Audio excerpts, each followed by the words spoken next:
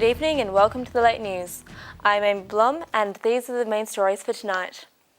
The Secretary for the Civil Service says the proposed $2,000 a month pay cut for graduates taking up entry-level jobs shouldn't make the civil service any less attractive to them. Denise Yu is responding to legislators' concerns about the proposed reduction. She said even if salaries were reduced, they would still be competitive when compared with the upper levels in the private sector. The Secretary for Development, Carrie Lam, says the government won't withdraw or change a controversial plan that would make it easier for developers to force property owners to sell. Under the proposal, the sale of an old building could be triggered after 80% of owners agreed to sell, just 10% below the present level. Ms. Lam rejected an accusation by some lawmakers that the government has colluded with developers.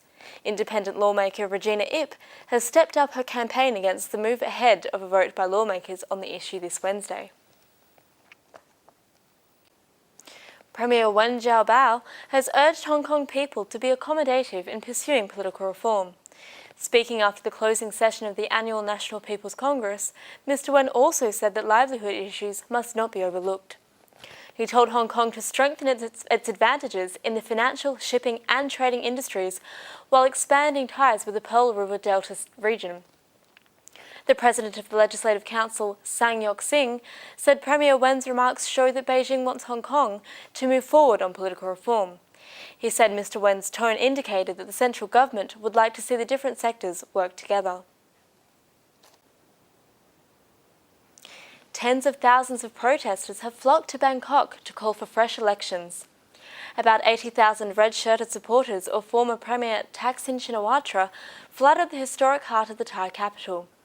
Mr. Shinawatra, also the former owner of Manchester City, was deposed in 2006 following a disputed conviction for corruption charges and now lives in exile. Police expect up to 150,000 protesters by Sunday evening and are bracing for demonstrations that could go on for days. The protesters are calling for Prime Minister Abhisit Vejjajiva, who has the backing of Thailand's powerful military, to hold elections within 24 hours. A series of shootings killed 24 people on Saturday in a Mexican Pacific Coast state, plagued by drug gang violence.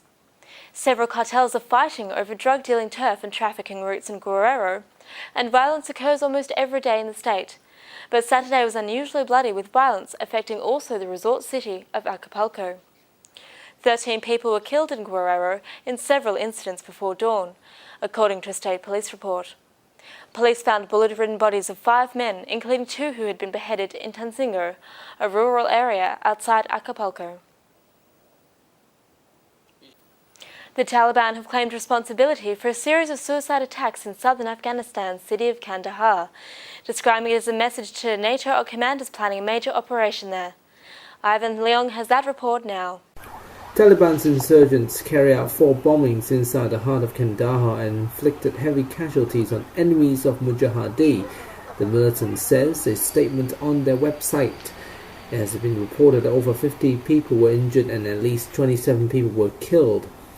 The attacks will serve as a message to the commander of NATO forces, General Stan McChrystal, who is planning an operation in Kandahar against the fighters, the statement said. Ivan Leung, DHK News. And finally tonight, a zoo in Brazil's Rio de Janeiro try to keep their bears and monkeys cool with frozen meals as the city goes through a roasting summer. The zoo director says visitors can watch the animals enjoy their frozen watermelon and ice cream as long as the heatwave continues. And that's all the news for today. Thank you for watching. Good night and goodbye.